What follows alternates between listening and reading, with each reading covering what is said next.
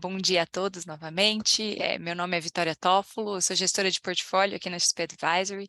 Bem-vindos à primeira apresentação no Comitê de Alocação da XP Advisory Brasil desse ano. Gostaria de agradecer a presença de todos aqui. Estão comigo o Arthur Richman, que é o CIO da XP Private e presidente do nosso Comitê de Alocação, e Rogério Freitas, que é o Head de Gestão aqui da XPA. A gente vai conduzir, né, acho que assim como a gente tem feito ao longo dos últimos meses, né, no ano passado, falando sobre cenário.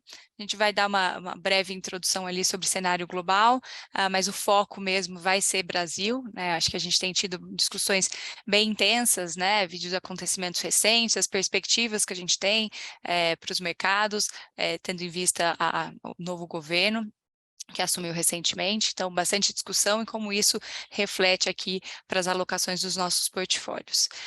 Então a gente vai comentar cenário e a segunda parte vai ser dedicada aqui para perguntas e respostas, então relembrando que vocês podem enviar suas dúvidas ao longo da apresentação e aí a gente vai selecionar ali, a gente busca responder todas, né, e aí responder todas as dúvidas, sanar ali no finalzinho, tá? Queria agradecer novamente a presença de todos, espero que vocês gostem aqui do conteúdo que a gente preparou. Vou passar a palavra para o Arthur. Bom dia, gente. Muito obrigado aí pela presença de todos. Feliz ano novo para todo mundo. Que a gente tenha um ano com muita saúde e muita felicidade, né? Então, como a Vicky falou, a apresentação de início de ano, a gente preparou ela para ser um pouco diferente, por dois motivos, tá? Primeiro, porque a gente fez o GAAC há 2 dias atrás só, então, para quem quer entender em muito mais detalhe nossa visão global, nossa visão sobre o que está acontecendo em mais detalhe na economia norte-americana, com a China, com a Europa, o vídeo do GAAC está disponível. E segundo, porque a gente acha absolutamente necessário dedicar mais tempo dessa primeira apresentação do ano para o Brasil, tá? Por quê? Porque Brasil, a gente teve uma mudança política importante, nós temos um governo que assume agora, e a gente tem que comunicar para vocês qual é a nossa visão, quais são as nossas, quais são as nossas impressões, quais são as nossas análises sobre o que a gente tem visto até agora e quais são as nossas dúvidas, tá? E como que isso filtra, no final de contas, para o processo de construção de portfólio, tá? Já adiantando aqui, dando o punchline, quer dizer, muda alguma coisa? Muda bastante coisa, tá? O cenário muda, a gente tem que contemplar um cenário diferente do que o cenário que a gente tinha anteriormente, e com isso o portfólio mudando o cenário, a gente muda o portfólio, tá? Mas vamos começar então pela parte global, só para colocar em 2 minutos, gente, o pano de fundo no qual a gente constrói portfólio do ponto de vista global, tá? Se vocês viram o GAAC, vocês sabem que a gente tem uma visão de que, olha, o primeiro TRI desse ano vai ser o TRI marcado pela batalha entre as expectativas de mercado e o que o Banco Central norte-americano, ou Fed, acha, né? O mercado, e a gente vai ver o número de inflação agora às 10h30, né? Mas o mercado assume uma trajetória de corte de taxa de juros mais rápida para o Banco Central norte-americano, né? E o Banco Central norte-americano diz para a gente, olha, turma, juros para esse ano 5,1 e para o ano que vem 4,1. São os dot plots, né, que estão no Summary of Economic Projections, essa tabelinha da esquerda aí, né? E o mercado diz, não, ele vai começar a cortar já muito rapidamente. Então, eu acho que o primeiro TRI é onde a gente acha que a gente vai ter esse confronto entre as expectativas de mercado, o mercado dizendo, não, o Fed está errado, e o Fed dizendo, gente, não me levem a sério, por favor, né? Não vou cortar os juros tão rápido quanto vocês estão imaginando, sim, eu vou ter que levar os juros acima de 5,1. Sim. Mas Arthur, a inflação já está inflexionando e ela já está apontando para baixo. Isso está plenamente dentro do plano de voo do Fed, né? Se a inflação não estivesse apontando para baixo, a gente teria um problema de outra magnitude. Então, assim, a questão que o Fed tem é que ele tem que trazer essa inflação que já apontou para baixo em direção à meta, e ela ainda está distante da meta. Ou seja, ele tem que desinflacionar a economia norte-americana, especialmente no que diz respeito ao mercado de trabalho, né? Ou seja, a gente ainda tem uma taxa de desemprego de 3,5%, a gente ainda tem salários subindo a taxas relativamente elevadas. Enquanto você tiver um mercado na cabeça do Banco Central norte-americano, um mercado de trabalho apertado, que faz com que os salários continuem subindo de forma relativamente elevada, ele tem que continuar mantendo uma política monetária apertada, tá? Então, essa é a visão. É uma visão de que no primeiro tri você tem esse embate, ou seja, onde o mercado começa a levar o Fed a sério, né, e isso leva a um ajuste, um ajuste que pode ser um ajuste de certa forma turbulento, um ajuste que pode não ser um ajuste suave, com o risco de que, ao mesmo tempo que o Fed está subindo os juros, vocês lembram que a gente está fazendo o Banco Central norte-americano fazendo aquilo que eles chamam de quantitative tightening, ou seja, ele está tirando liquidez da economia, ele está diminuindo o balanço dele, e aí tem o grande risco, que é, poxa, quando você remove liquidez, você pode criar algum evento de falta de liquidez em algum mercado, ou seja, alguma coisa pode quebrar no meio desse caminho. A gente não acha que é o cenário base, mas a gente acha que existe uma preocupação em relação a isso. Então, primeiro tri, mercado contra o Fed. Ao longo do segundo tri, o mercado começa a levar o Fed a sério, entende isso, e ao longo do terceiro tri, aí sim o Fed já começa a sinalizar que, olha, ok, meu trabalho foi feito, aí, como vocês veem, as projeções de juros 5,1 para esse ano, ele já prevê cortar no ano que vem, então, ok, o Fed começa a sinalizar no terceiro tri, para o quarto tri, turma, já fiz o dever de casa, a inflação vai convergir para a meta, a partir daí o mercado começa a vislumbrar o próximo ciclo de crescimento para a economia norte-americana. Tá? É mais ou menos essa a ideia. Tá? Qual que é o problema no slide seguinte, né, em relação ao S&P especificamente? É que se essa hipótese que a gente faz no primeiro slide for verdade, ou seja, você tem um embate entre o Fed e o mercado também não ajustou ainda as expectativas de rentabilidade das empresas, né? Quando vocês veem o que o mercado espera ainda um crescimento entre 4% e 5% no lucro do S&P para esse ano, tá? E a gente olha para isso e fala assim, bom, mas peraí, se a economia norte-americana vai desacelerar, entendeu? Crescimento próximo de zero ou negativo. Se você ainda está tendo pressão de custo via aumento de salário, se você está tendo, entendeu, uma, uma performance da produtividade ruim, e você vai ter um aumento de despesa financeira porque a taxa de juros subiu, de onde é que vai vir o crescimento de lucro? Né? Assim, me explica um pouco, porque a receita não vai performar da forma que você imaginava e você vai ter pressão em margem. Né? Então, assim, você ter uma hipótese de crescimento de lucro do S&P para esse ano, parece para a gente, não é impossível, mas parece para a gente ser uma hipótese ainda pouco provável. Com isso, a gente questiona um pouco o valuation do S&P e junto com essa visão de, no primeiro trio, embate entre o S&P e o mercado, a gente tem uma visão um pouco mais cautelosa, né, para o primeiro trio em termos de preço de ativo. Tá? A boa notícia, que é na página seguinte, e isso impacta diretamente o Brasil, isso impacta a Bovespa, porque a gente tem uma série de empresas exportadoras aqui, é a seguinte, se no mês passado a gente tinha uma dúvida e a China dava sinais de que estava caminhando, mas de forma tímida em relação à reabertura, essa discussão acabou. Tá? A China caminha a passos largos em direção à reabertura. O governo chinês via os protestos, todos nós vimos na TV, né, aquele pessoal em Shenzhen passando pelas barricadas, etc., e a performance da economia chinesa, que estava já patinando faz algum tempo, o governo chinês olhou tanto para a pressão popular como para a pressão da economia e falou, não tem alternativa a não ser reabrir essa economia. Né? Mas, poxa, os números de casos estão aumentando, ele está reabrindo a economia paralelamente ao aumento do número de casos, Arthur. Isso não é o ideal. Gente, isso não é o ideal.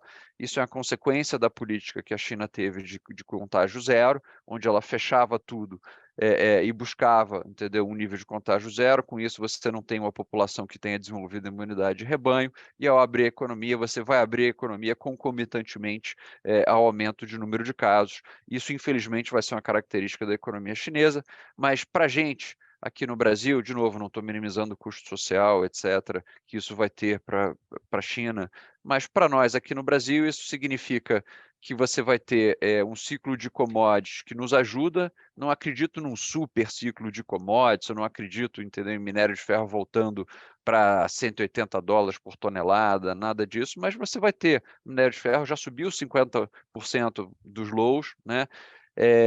Você vai ter uma China que vai voltar a ter um ciclo de investimento, e mais importante, o consumidor chinês, essa é a pergunta que a gente tem, né?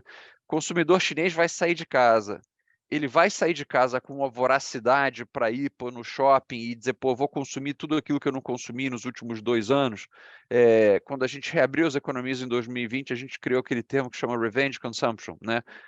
Então, assim, pô, agora que eu vou sair, eu vou comprar, entendeu? Pô, todos aqueles tênis que eu não pude comprar, eu vou trocar minha televisão, eu vou fazer isso tudo. Essa é uma pergunta razoável, porque você ainda tem, você tem com certeza demanda reprimida, mas por outro lado você tem o medo de contágio, né? Então, assim, qual o impacto sobre isso de consumo, a gente vai tentar ver ao longo do tempo, mas quando você olha a ação de Louis Vuitton, por exemplo, que é uma ação associada muito a consumo chinês, está nos highs recentes. Quando você olha a ação de BHP, que é a ação das mineradoras australianas em geral, né, que são ações associadas ao ciclo de investimento na China, também tem performado muito bem. As ações de commodities no Brasil têm performado muito bem, por isso a performance do Bovespa. Então, assim, acho que em relação a isso, não tem dúvida. A China vai contribuir positivamente para o mundo. Então, gente, resumindo aqui para terminar e já passar para a parte do Brasil, que é a mais importante, a gente vai ter um mundo no qual você vai ter um embate nas economias desenvolvidas entre os bancos centrais e o mercado durante algum tempo. As economias, tanto norte-americana quanto europeia, desaceleram ao longo do ano e a economia chinesa reacelera com o processo de reabertura. Esse é o cenário global. Tá bom? Então agora eu passo para o Rogério e a gente vai ter um debate um pouco mais longo e um pouco mais detalhado sobre nossa visão de Brasil. Obrigado, Arthur. Bom dia a todos. Como o Arthur falou, vou falar um pouquinho aqui de Brasil e acho interessante até relembrar um pouco do que a gente falou no mês passado, né, e qual era o nosso modelo aqui de tomada de decisão, né? Acho que a gente deixou muito claro aqui que como que a gente pensa, né, um processo, um modelo mais científico, né, baseado em dados e informações concretas. A ideia sempre foi fazer com que as nossas decisões fossem guiadas por fatos, né, e tentar separar ruído, tentar separar idealismos políticos, emoção, medos, achismos. Todo mundo acha alguma coisa, né? Seja por quem vai ganhar a Copa do Mundo, ou quem vai ganhar as eleições, ou quem vai ganhar um jogo de futebol. Todo mundo acha alguma coisa.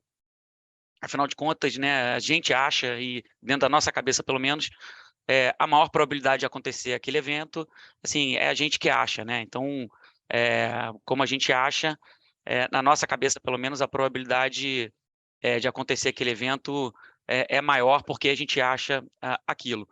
E mais do que isso, eu acho que a gente acaba achando o que vai acontecer lá no final dessa árvore, né? Então, o nosso processo aqui, a gente decidiu ir por partes e ir ramo a ramo dessa árvore aqui para tentar separar o vai dar tudo dar certo, vai dar tudo errado. Não. Então, a gente tentou ir aqui de galho em galho aqui dessa árvore e separar um pouco a emoção, né? Eu acho que depois de uma eleição como foi, todo esse processo político bem nervoso e com muita emoção, idealismos, radicalismos políticos, a gente tentou ir para um processo mais científico aqui, de ramo a ramo dessa árvore, para tentar tornar o nosso processo aqui o mais frio possível, e imparcial possível, baseado simplesmente em informações concretas. Tá? O fato é que nesse final de ano e início de governo, dentro dessa série, dessa infinidade de ruídos, de sinalizações confusas, a gente teve uma direção, né, uma sinalização mais para o lado ruim. E se a gente tinha uma árvore binomial muito aberta, essa árvore foi fechando, né? E de ramo a ramo, a gente está indo mais para uma parte de baixo aqui dessa árvore, mais uma parte mais cinza escuro, né? A gente até colocou aqui que o Brasil tem essa dificuldade, né? Que eu falo que o Brasil não é líquido, não é sólido, o Brasil é meio gasoso, meio pastoso, né? Uma coisa meio que não tem uma forma forma muito exata. Às vezes ele é líquido, às vezes ele é sólido, às vezes ele, enfim, ele vai para cá e vai para lá. O fato é que o Brasil ele está indo ele sempre foi meio cinza aí, mas as últimas informações que a gente recebeu aqui é que a gente está indo mais para o cinza escuro do que o cinza claro, né? A gente está mais indo para o ramo de baixo aqui dessa árvore. Essa árvore continua, obviamente, mas essa árvore está se fechando. Quando essa árvore está se fechando, significa que a probabilidade de eventos mais amplos, né, diminui e a incerteza está diminuindo. E o curioso aqui, quando a gente fala que a incerteza diminuiu, todo mundo pensa, opa, então é bom, né? Nesse caso aqui, a incerteza está diminuindo, mas está diminuindo porque informações ruins estão se concretizando, né? Apesar de todos esses ruídos aqui, a gente está indo para um ramo mais cinza escuro dessa árvore, né? O perfil do ministro da Fazenda não foi um perfil do ministro da Fazenda muito liberal, com histórico de disciplina fiscal, né? Então, a gente claramente o lado ruim está se concretizando, ou o lado pior ou menos bom está se concretizando. Essa árvore continua, a gente pode voltar para uma parte mais de cima, né, de cinza mais claro, mas a gente tem que ver aqui, continuar seguindo o nosso processo aqui, ramo a ramo dessa árvore.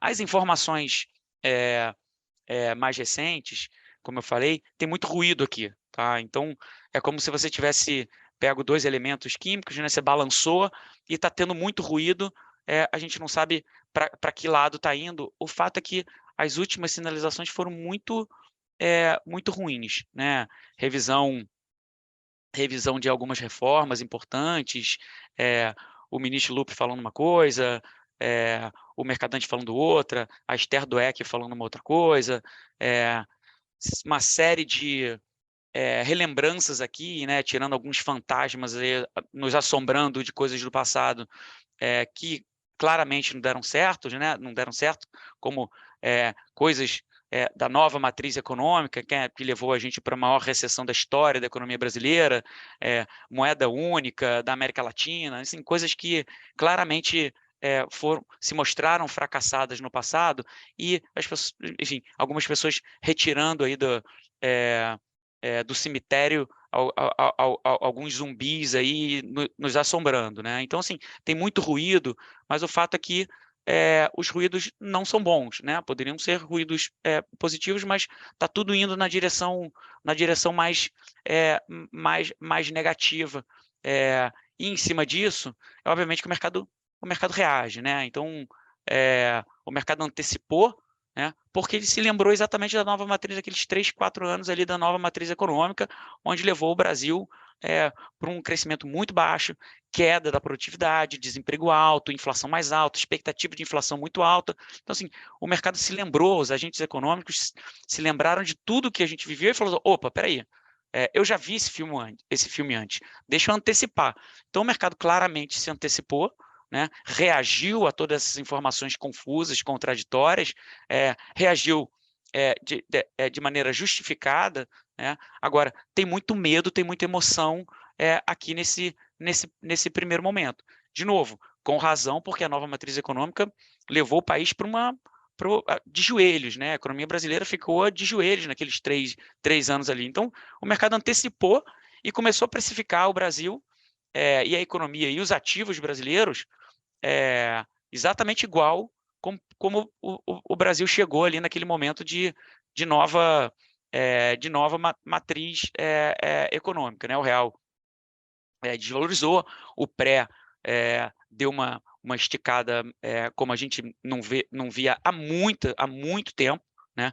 O juros real NTNB abriu de maneira absurda, né? Voltou ali para níveis daqueles 3 anos ali da nova matriz econômica, bolsa caiu, dólar subiu, a gente viu tudo isso que aconteceu aí, e a gente teve esse início aí, final de ano e esse início de ano, de maneira muito muito caótica, né?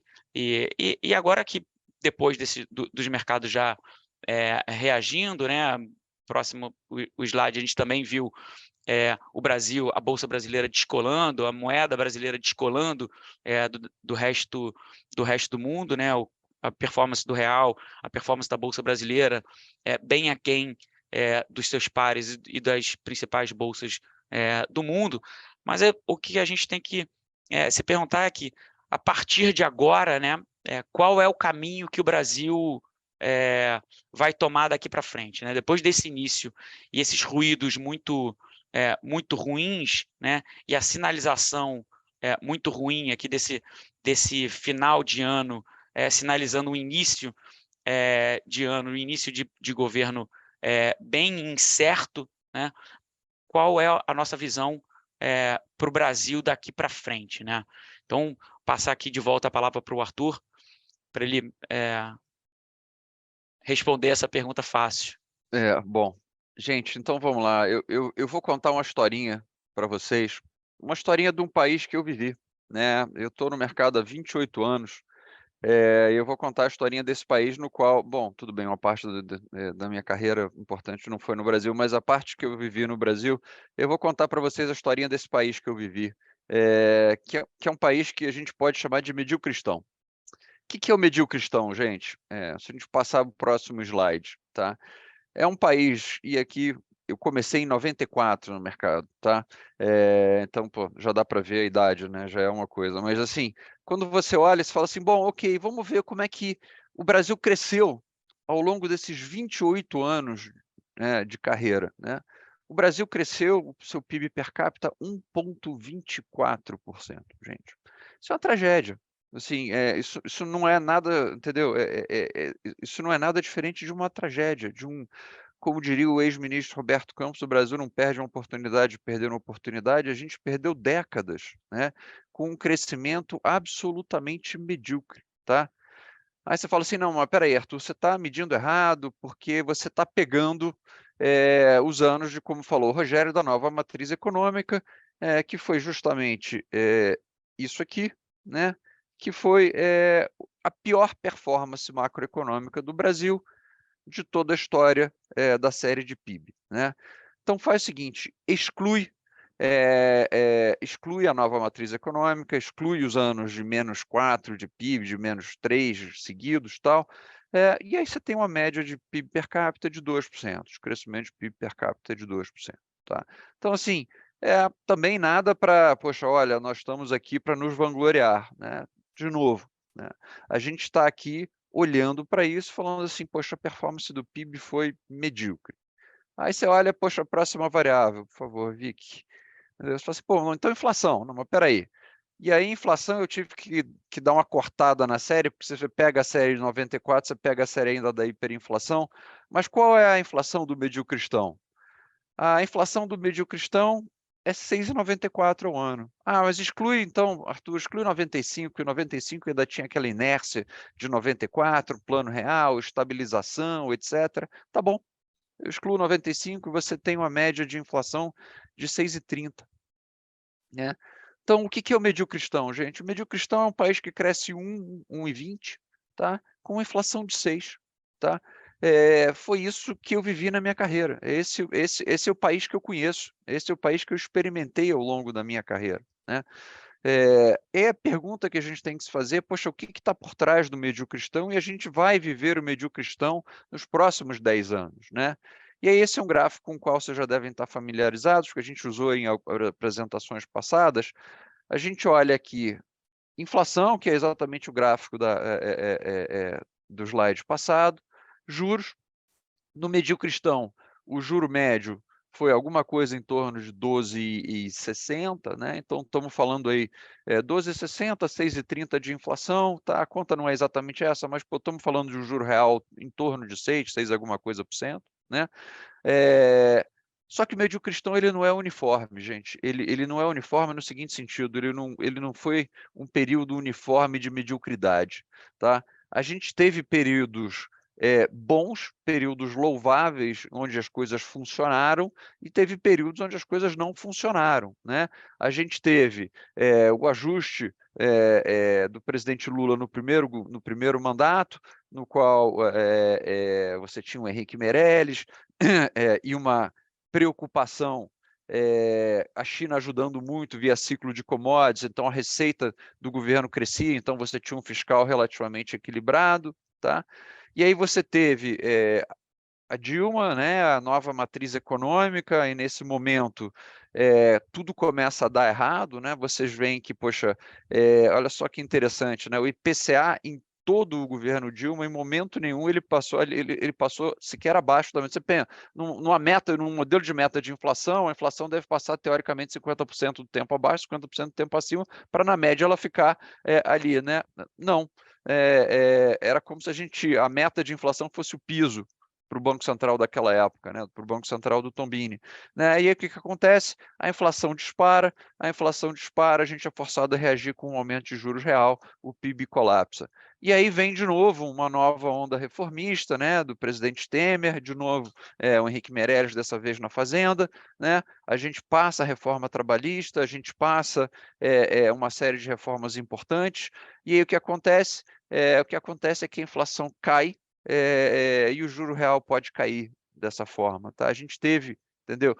Aí, lembrando, a gente chegou a ter o juro nominal de 6, que é esse platô aí, que foi 6,5, que foi o período de maior estabilidade da Selic na época do Ilan, né?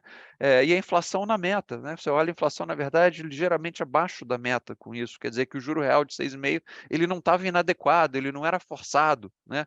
Ele era um juro real plenamente justificável economicamente falando, tá? E aí foi o período de maior inovação que a gente viu na economia brasileira. Por quê? Porque com 6,5 a gente consegue tomar dinheiro emprestado, investir. Foi aí que você teve novos modelos de negócio no Brasil surgindo, um período de inovação, um período no qual o mercado financeiro era um grande alocador de capital para novas ideias, e aí surge aquilo que a gente chama, né, da destruição criadora schumpeteriana, uma série de empresas novas, e aí você teve aquilo que a gente chama de, poxa, um verão para a economia brasileira, né, um interregno benigno, onde as coisas deram certo, né? Então, gente, a pergunta que a gente vai ter que responder a partir de agora é, poxa, para que direção a gente vai? E uma pergunta que é razoável é a seguinte: mas, Arthur, o que está atrás? O que está por trás do mediocristão? Por que mediocristão acontece? Porque o mediocristão, ele envolve uma ideia que, na nossa opinião, é equivocada, tá? E um problema que é um problema fundamental da economia brasileira, tá? Que é, a gente não resolve o problema de oferta. A gente vai fazer em apresentações seguintes alusão a isso, quer dizer, o que é o mediocristão? O que é a nova matriz econômica, por exemplo? Você fica dando incentivo à demanda, você aumenta o Bolsa Família, você faz isso, você dá reajuste ao funcionário público, então a renda cresce, a demanda cresce.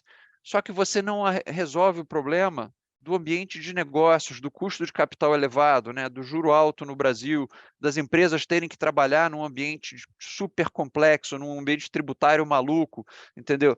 Com uma série de regras doidas. Então, você dá incentivo à demanda, mas a oferta fica parada, a demanda está aqui, o que acontece? Isso se ajusta via inflação, tá?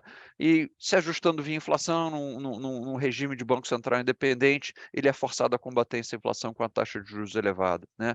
E resulta que inflação alta, crescimento baixo, mediocristão. Foi aquilo que eu vivi na minha vida profissional. Gente, infelizmente, a gente deu alguns passos nessa direção desde o início do governo, desde a eleição, né? A gente voltou a falar em aumento de gastos do governo, que, de novo, a gente tem que ter uma discussão democrática sobre os aumentos de gastos? Tem. Alguns desses gastos são socialmente justificáveis? São. Mas não dá para gastar dinheiro que a gente não tem, gente. Assim, a gente tem que entender isso, né? Que, apesar de tudo, né, seria ótimo a gente poder gastar um pouco mais em saúde, a gente poder revisitar, entendeu? O modelo que a gente tem de educação, seria ótimo a gente poder fazer isso tudo, mas a gente não tem esse dinheiro nesse momento, entendeu?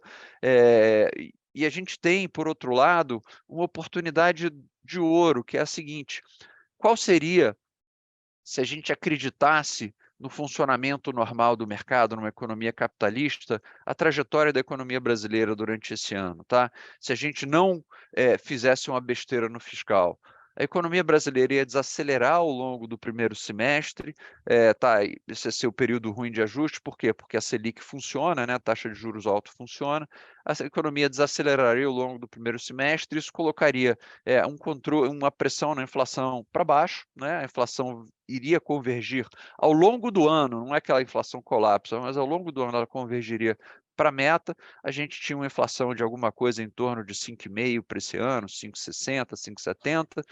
Então, você com 13,75 de juros e uma inflação de 5,70, você está com um juro real muito acima do juro de equilíbrio. O Banco Central, em junho, já tinha sinalizado, olha, a partir de junho, moçada, pode ficar tranquilo que a gente começa a cortar a taxa de juros. E aí você voltava ao ciclo de crescimento, a exemplo do que a gente espera para a economia americana ao longo do final do ano, você voltava para um ciclo de crescimento mais equilibrado, você voltava para um ciclo de crescimento com a inflação sob controle, e esse ciclo de crescimento era puxado pelo setor privado. Por quê? Porque a taxa de juros cadente fazia você voltar a ter um novo ciclo de investimento, tá? Então, era só você, basicamente, enquanto governo, não atrapalhar, tá? Deixa o funcionamento normal da economia acontecer, que você vai ter um primeiro semestre, que não vai ser o primeiro semestre dos nossos sonhos em termos de crescimento, etc., mas você teria uma economia acelerando ao longo do segundo semestre, com uma taxa de juros menor e uma economia mais equilibrada em termos de desequilíbrio entre demanda e oferta, tá? A gente vai estragar isso com o fiscal fora, entendeu, daquilo que o mercado tolera? Vamos ver isso agora, tá? Mas essa é a discussão, entendeu? Como é que fica a dívida do Brasil? Então, assim, a gente vai ter uma dívida, como a gente já tem falado, o que importa para solvência e para ativos no curto prazo, prêmio de risco é o fiscal. A gente vai ter uma dívida do governo cadente, a gente vai ter uma dívida estável ou a gente vai ter uma dívida fora de controle. O ministro Haddad, a gente já anunciou os gastos, o ministro Haddad vai anunciar ao longo desse ano, entendeu? Ao longo desse ano, desculpa, ao longo dessa semana, um pacote de como que a gente vai equilibrar isso. A gente já disse onde a gente vai gastar, a gente vai ter que dizer agora de onde é que vai vir o dinheiro, tá? Então, vamos ver o que vem nessa semana, mas os primeiros sinais, como disse o Rogério, não foram, assim, não dá para adorar a pílula, os primeiros sinais foram ruins. Exatamente. Então, acho que nessa linha, aí, usando a alusão de novo aqui de um processo químico, né, onde a gente tem mistura de dois elementos, o que aconteceu é que a gente está com o mercado bastante incerto.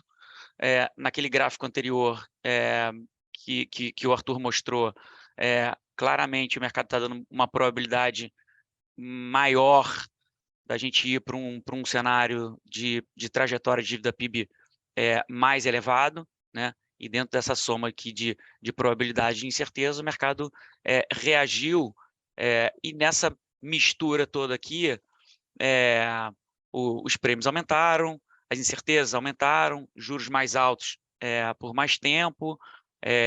A gente tem hoje os preços dos ativos brasileiros, historicamente, até contra, né, frente ao meio-dia cristão, o Brasil está relativamente barato, né? Mas se o Brasil continuar piorando e for na trajetória aqui, e for num caminho de romper esse limite e abraçar a nova matriz econômica de forma permanente, lembrando que o meio-dia cristão ele vai para cá e vai para lá, e vai para cá e vai para lá, ele não fica, ele não vira a nova matriz, ele não abraça a nova matriz de forma permanente, né? Ele abraça a nova matriz e depois ele traz o Ilan de volta, né, Banco Central, e a gente tem juros real cadente, então a gente tem juros real de 7, depois juros real de 2, então a gente fica para lá e para cá, mas historicamente foi isso, né? Então o Brasil ele fica flertando com o abismo, mas ele não pula do abismo, né? Então, pelo menos nos últimos 25 anos, o Brasil não pulou.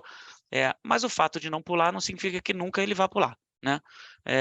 A história lá do cisne negro, né? O fato de a gente nunca ter visto um cisne negro não significa que ele não exista, né? Então, o fato do Brasil não ter pulado do abismo não significa que um dia ele vá pular.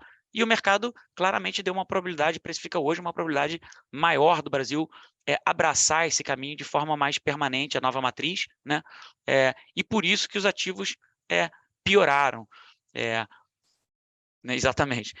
E nessa mistura aqui toda, né, de dois elementos que a gente sacudiu, o que agora a gente precisa saber é o que vai acontecer daqui para frente, mas de forma mais concreta, né? Então, o próximo slide, a gente até coloca aqui a frase famosa, né, que todo mundo repete do Keynes, né, quando as coisas mudam, quando os fatos mudam, eu mudo de ideia.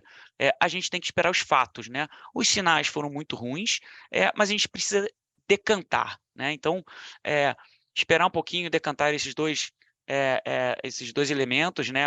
A parte o elemento mais sólido precisa cair um pouco e precisa ser cedendo para a gente ver, para a gente ter essa separação desses dois elementos e qual caminho que a gente vai. E esse caminho vai ser definido por checkpoints. Gente, todo o nosso processo aqui de tomada de decisão de construção de portfólio é em cima de checkpoints, em cima de eventos, de fatos, onde a gente condiciona dentro dessa árvore qual caminho que a gente vai, tá?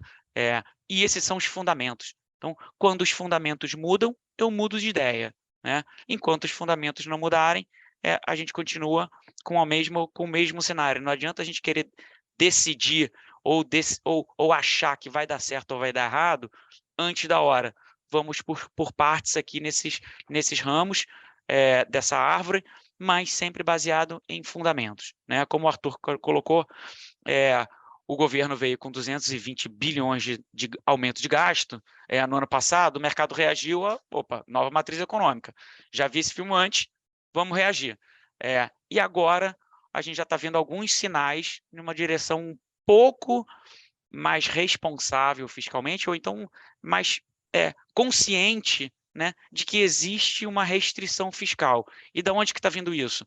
Da questão da discussão do déficit, né? A gente viu algumas frases no sentido de um déficit de 220 bilhões é inaceitável, o Haddad fala uma coisa, o Lula fala outra. Então, a definição do déficit fiscal para esse ano é muito importante como sinal de qual perfil fiscal a gente está indo. Irresponsável, não interessa, eu vou gastar e sem limite, ou, espera aí, tem alguma restrição, tem algum limite do déficit fiscal para esse ano. Junto disso, obviamente, a gente tem até o meio do ano, dentro da PEC, de transição, com relação ao novo arcabouço fiscal, que vai ser também definido pelo governo. Se for alguma coisa um pouco menos ruim, tá? E aí eu falo isso menos ruim porque o mercado está precificando uma coisa muito ruim. Se for na margem ou uma coisa menos ruim, ou um pouco mais responsável pelo lado fiscal, uma ancoragem ou uma reancoragem, uma alternativa um pouco melhor do que nada, né? Em substituição ao teto de gastos, porque lembrando, o teto de gastos foi retirado e não colocou-se nada, né? Não coloca nada. E com o aumento de 220 bilhões de gasto, peraí, desancorou total. Então, se colocar minimamente uma âncora, né, a gente já tem uma percepção aqui de melhora e na margem, o mercado é sempre isso, a probabilidade do Brasil pular do precipício ou ir para uma nova matriz econômica diminui essa probabilidade e dentro daquele gráfico ali da trajetória da PIB, o mercado começa a precificar um cenário um pouco mais ancorado aqui da trajetória da dívida PIB e a gente vai melhorando aqui na margem. O mercado agora está começando a fazer conta, gente. Conta. Acho que está decantando um pouco esse primeiro momento e o mercado começa a escutar, o próprio governo já começa a dar alguns sinais menos caóticos, mas ainda assim os sinais são muito ruins. E aonde que isso aqui impacta, né? Acho que o próximo slide, tudo que a gente fala aqui, obviamente, é o fiscal. O calcanhar de Aquiles do Brasil é o fiscal, porque o fiscal atrapalha, né, o fiscal e a ausência de reformas, né, atrapalha exatamente o trabalho do Banco Central. A gente tem, como a gente costuma dizer, o Banco Central subiu os juros de 2 para 14, né, ele está apertando um pé, não foi como se estivesse dirigindo um carro, apertando o pedal do freio, e você tem um fiscal apertando o acelerador. Isso para a máquina, qualquer um sabe que para o motor é a pior coisa que tem, né? Você estimula de um lado e freia do outro. Assim, em algum momento essa máquina vai colapsar. Assim, o custo do capital em 14%, e o juros real, como o Arthur colocou, de 7%, 8%, assim, é uma coisa insustentável, né? Nenhuma economia com uma dívida PIB de 80% sobrevive no longo prazo com esse nível de taxa de juros e taxa de juros nominal e real, né? E com crescimento baixo. Medir cristão, crescimento de 1,5%. Qualquer conta básica, né? Numerador, denominador. Qualquer um sabe fazer essa conta. Esse negócio é explosivo. Se a gente tiver minimamente uma reancoragem do fiscal, na margem, uma melhora aqui da percepção do fiscal, aqui eu acho que o Banco Central, o fiscal deixa de atrapalhar, né?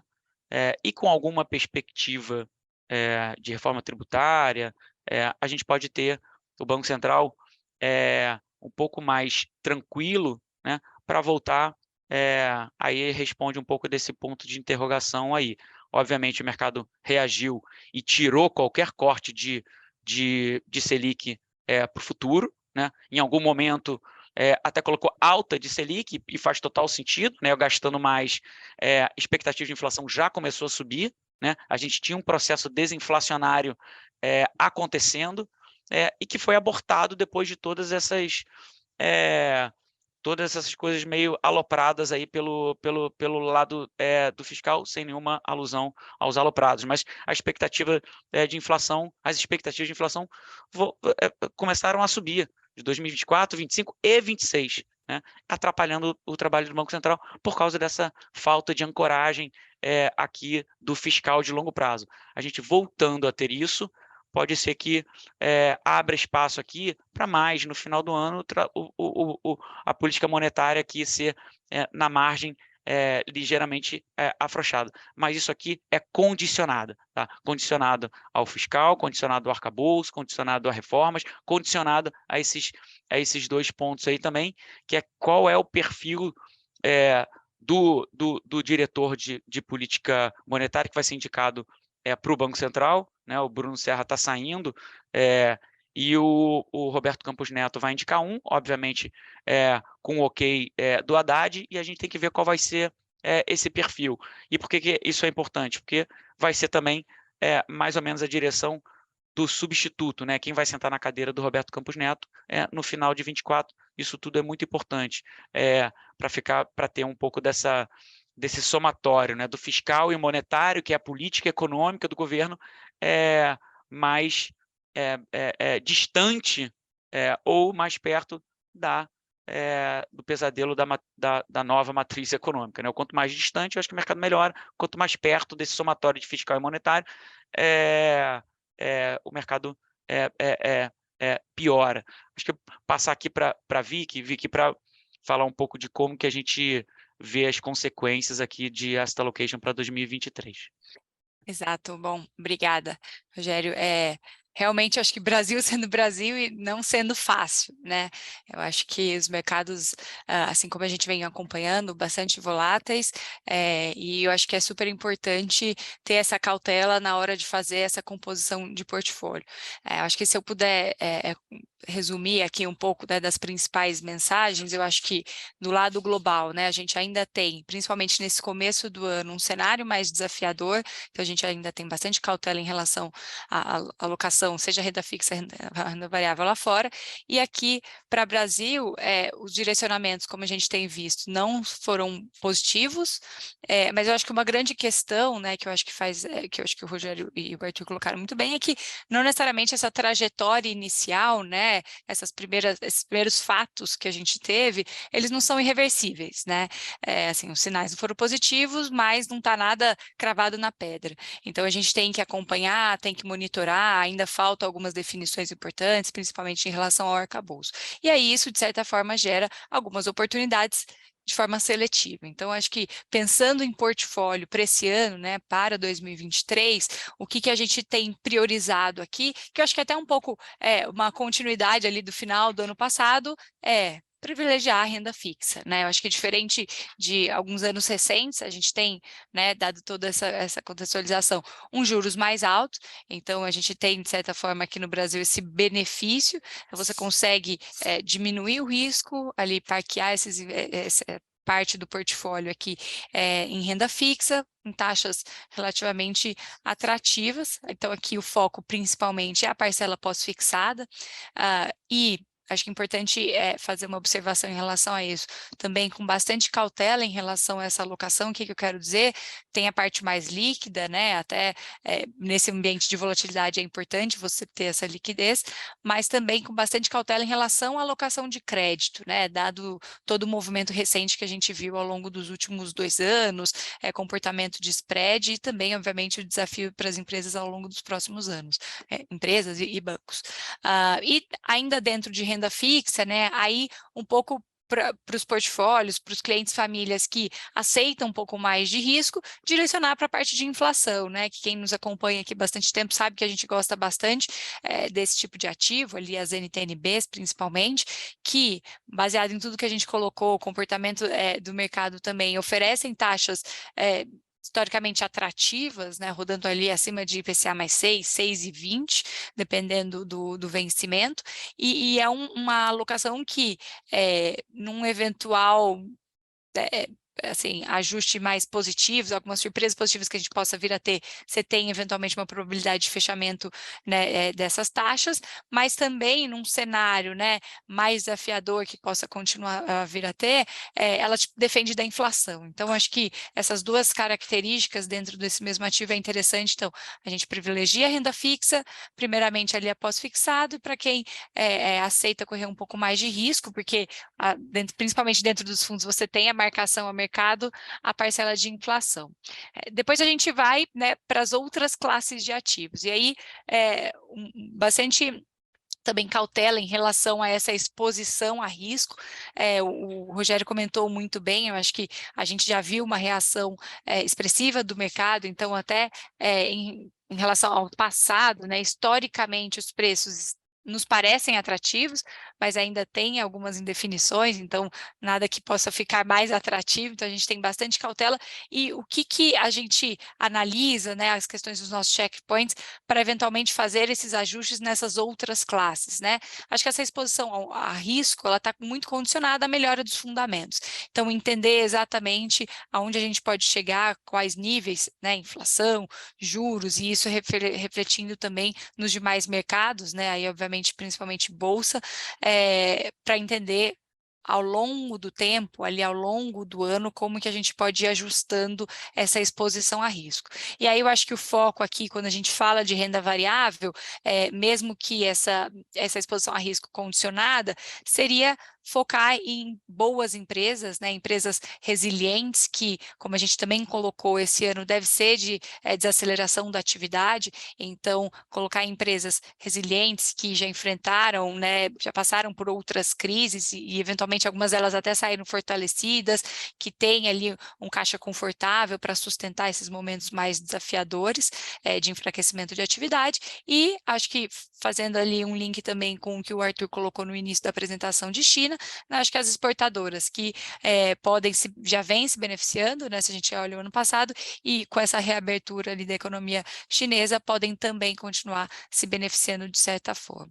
E aí a gente completa, né, os nossos portfólios com alocações relevantes dentro dos gestores multimercados, né, que eu acho que eles acabam agregando muito nas suas diferentes estratégias, né, subestratégias, na agilidade, né? E por que isso?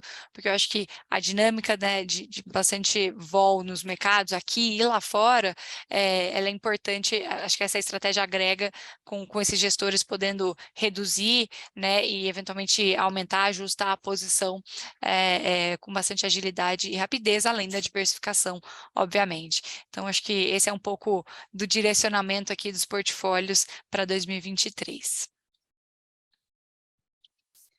Bom, Deixa eu pegar então aqui, aproveitar esse finalzinho aqui que a gente ainda tem, pegar algumas perguntas aqui. Deixa eu pegar uma pergunta, eu já vou, como de costume, mandar para o Arthur aqui.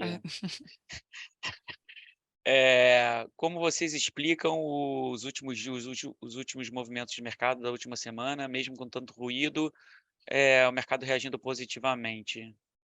Arthur? Então vamos lá, gente. Se você olhar a história do mercado pós-eleição, você teve logo no after da eleição, né, no dia seguinte ou nos 2 dias seguintes, um breve bom humor ali, dizendo, não, tudo bem, a gente vai decidiu-se, não teve nenhuma, naquela época a gente tinha ainda um medo, lembra, poxa, de algum evento mais importante pós-eleição, do ponto de vista de protesto, não teve nada disso. Infelizmente, esses protestos vieram a acontecer agora mais recentemente.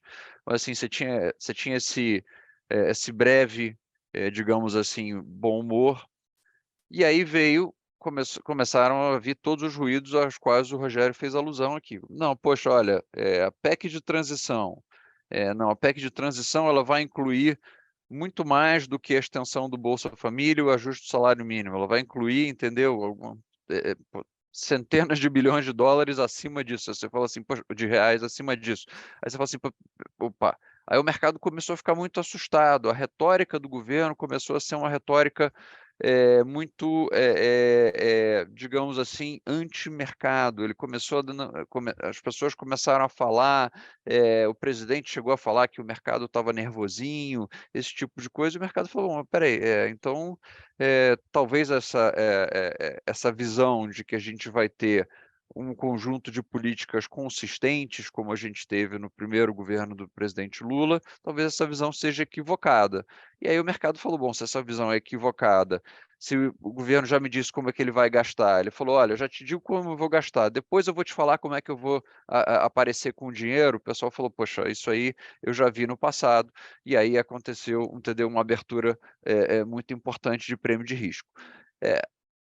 Acho que recentemente houve, as pessoas sentaram na cadeira, os ministros sentaram na cadeira, tiveram discursos de certa forma desencontrados, né, que ajudaram a aumentar esse ruído, entendeu? A ideia de rever a reforma da Previdência, por exemplo, é uma ideia totalmente esdrúxula, né? Um negócio que, poxa, não tem o menor cabimento nos dias de hoje, etc. Então a gente olha para isso, o mercado se assustou. Assim, cabeças mais calmas começaram a prevalecer. O pessoal falou, não, pera aí, não tem nenhuma ideia de rever a reforma da Previdência, pera aí, vamos mostrar para o mercado de onde é que vai vir o dinheiro dos nossos gastos, etc. Então, a gente olha para isso e agora o mercado começou a dar um pouco do benefício da dúvida para o governo, dizendo o seguinte, ok, você me disse como você vai gastar, agora você me falou que você vai me dizer de onde vai vir o dinheiro. Tá bom, ainda tem muito prêmio de risco, não é que o mercado reverteu toda a alta de prêmio de risco, não, ainda tem prêmio de risco, ainda tem um desconforto manifestado nos preços dos ativos. Mas o mercado, no curto prazo, olhou e falou, bom, pelo menos agora o governo está tentando me dizer, ou está tentando me mostrar como é que a gente vai atingir o equilíbrio fiscal. Ok, me diga aí, me diga como é que vão ser as medidas de curto prazo, essencialmente as que vão ser anunciadas essa semana, né? E depois me diga qual é o arcabouço que é o que importa de verdade, que é o de longo prazo, que ancora os gastos do governo intertemporalmente, ao longo do tempo, tá? Então me diz de onde é que vai vir o dinheiro e como é que a gente vai controlar esses gastos. Ok, vou te dar algum benefício da dúvida, mas ainda tem bastante prêmio de risco, ou seja, ainda tem um desconforto grande do mercado com o que está acontecendo. Se eu pudesse só adicionar aqui, Arthur, acho que às vezes muita gente pergunta aqui para a gente, né? O mercado, no primeiro momento, reage com muita emoção e depois começa a fazer conta, como você bem colocou, né? Então, o mercado, gostemos ou não, o mercado às vezes age de maneira muito fria, né? Às vezes até com cinismo, né? E fazendo conta. É asséptico o negócio. Vamos lá, vamos fazer conta. Eu goste ou não desse governo, eu gosto da pessoa que está lá, assim, vamos fazer conta. Ancorou, o mercado melhora. Diminuiu a probabilidade de ir para um caminho de ruptura, o mercado melhora, né? É tudo meio que na margem. Eu acho que o mercado começa agora a fazer um pouco mais de conta, e ver que pode ser que a gente não vá por uma desancoragem total, né. Gente, tem uma pergunta aqui do Carlos, ele faz uma afirmação que esses movimentos radicais de invasão, que a gente viu no final de semana, deve aumentar a força do governo Lula. Aí ele pergunta se vocês acreditam que o aumento dessa força pode impactar em um aumento ainda maior da política fiscal, do que já haveria se não houvesse esses eventos recentes, e como isso pode impactar os investimentos. Carlos, ótima pergunta. Eu acho que o governo agora tem eh, uma, eh eh, uma escolha, né, uma reação, a esses movimentos radicais, tá. Eh, Primeiro, que fique muito claro, tá, quer dizer, pô, violência não se justifica em instância nenhuma, tá, então que isso fique muito claro, tá. Eh Agora, o governo Lula pode entender isso de 2 formas. Ele pode fazer: "Olha, eu vou combater a violência da extrema direita com a radicalização para a extrema esquerda", né, que eu não acho que seja o cenário mais provável. Não acho que esse é o caminho pelo qual a gente vai. Ou ele pode dizer o seguinte: "Olha, isso aqui é um grupo de pessoas, que não é representativo das pessoas que não votaram em mim, tá, mas tem um grupo grande de pessoas que não votaram em mim e que não apoiam 100% o meu projeto, né, por isso não terem votado em mim. Então, poxa, isolando esses radicais, entendeu, esses radicais têm que ser, têm que ser tratados de uma forma diferente, mas vamos fazer agora um discurso de união nacional. Está na hora de nós nos unirmos, gente. Está na hora da gente evitar radicalismos, tá? Vamos sair dos radicalismos, do de esquerda, do de direita. Vamos fazer um discurso de união nacional. Vamos fazer um governo de união nacional, que pode ter matizes, entendeu? Com mais gastos sociais. Isso é uma discussão democrática justa, tá? É do perfil dos gastos do governo. Mas, poxa, vamos passar um pente fino no que o governo faz, no que o governo gasta, qual é a eficiência dos gastos do governo, tá? Uma coisa que a gente discute pouco, gente, o Estado, os gastos do governo como percentual do PIB no Brasil são absurdamente grandes, ou seja, o Estado brasileiro já é grande, a gente ainda arruma mais gasto para fazer. Falou: "Não, então vamos fazer o seguinte, se o Estado brasileiro é grande, o que o Estado entrega para nós como cidadãos uma qualidade de serviço ruim, vamos discutir a eficiência do Estado, vamos discutir a eficiência do gasto do governo". Assim, se a gente for para esse caminho, aí esse é um caminho muito mais positivo. Se a gente for para o caminho de: "Poxa, vou combater, radicalismo com radicalismo", aí eu acho que a gente vai, aí acho que as coisas pioram, inclusive no fiscal, Carlos, mas não acho que esse seja não acho que esse seja o caminho, ou pelo menos a maior probabilidade, não. Eh, a gente tem uma outra pergunta aqui, eu acho que talvez seja cedo até para a gente responder, mas, a gente teve uma comunicação ontem de uma empresa, do setor de comércios, né, que pode contaminar. A pergunta é o quanto isso pode contaminar o mercado local, dado que foi um evento gerado, um tipo de operação com outras empresas do varejo. Eu não sei, assim, acho que está tendo até agora alguma comunicação extra, acho que muita gente acompanhando ao longo do dia, não sei se vocês têm algum comentário em relação a isso, talvez, percepção de crédito, né, acho que é importante. Então vamos lá, Andrei, essa é uma pergunta que é muito cedo para responder, tá. Tá todo mundo estupefato com o tamanho, entendeu, do problema, entendeu. Uma empresa simplesmente aparecer e dizer: "Olha, tem 20 bilhões que não estão contabilizados no meu balanço". E a magnitude do problema choca, né, pela pura magnitude, assim, como, não contabilizar 20 bilhões, entendeu, seja qualquer que seja a empresa e de qual ramo que você seja, entendeu, assim, é um negócio que choca. Parece sistêmico, de novo, entendeu, muito cedo para dizer, mas, isso significaria que você teria outras, entendeu, dezenas de bilhões de dólares escondidos em algum lugar, assim, eh, de passivos escondidos, assim, parece que é tão grande que o sistema começaria a funcionar mal, ou seja, o sistema de crédito já deveria estar funcionando mal se isso fosse um negócio sistêmico. Não está. acho que a gente vai passar por um período aqui um pouco mais volátil no mercado de crédito. A gente passou por isso em 2019, gente, o mercado de crédito tem essas características, né? Por isso que a gente sempre foi, a gente teve a atitude que a gente tem em relação a crédito, né? Porque crédito é aquela coisa que parece ter pouca vol, né, e um retorno razoável com baixa vol, até que você tem esses eventos, né? Então, assim, de novo, não é nada novo. Isso a gente já teve eventos assim no mercado de crédito várias vezes. Isso vai virar sistemático daqui para frente, ou esse é sistemático, especialmente em algum setor, como o setor de comércio, né? Não sei, mas não apostaria que isso seja alguma coisa sistemática. Mas, de novo, vamos ver. Eu acho que ainda tem muita dúvida, tá? Então, vamos esperar para ver os próximos dias. A gente acabou de ter um call agora, uma conferência, vamos ver como é que vai ser a reação aí, acho que especialmente da parte dos spreads de crédito, né? E a marcação a mercado, tem muito fundo que tem isso, acho que a dívida está muito espalhada por aí. A informação, obviamente, que é dada não é positivo, mas vamos esperar para ver. Eu acho que ainda tem muita dúvida e falar qualquer coisa agora seria muito cedo, tá? Então, vamos esperar um pouquinho para ver como é que vai ser o impacto disso tudo aí na marcação mercado dos fundos, liquidez, vai ter muito fundo, muito gestor vendendo papel e marca mercado, pode ter resgate de fundo, mas vamos esperar para ver aí, para a gente também não falar nenhuma besteira aqui. Lembrando, gente, que nem a própria empresa, tá, ela se manifestou, ela disse, olha, estamos olhando, entendeu? Então, assim, nem a própria empresa te disse exatamente o que aconteceu, né? Então, ela te disse de forma muito geral, mas imagino que está havendo uma auditoria detalhada de tudo isso, então, assim, é muito difícil, poxa, se nem a empresa sabe, para a gente ficar sabendo, é muito complicado.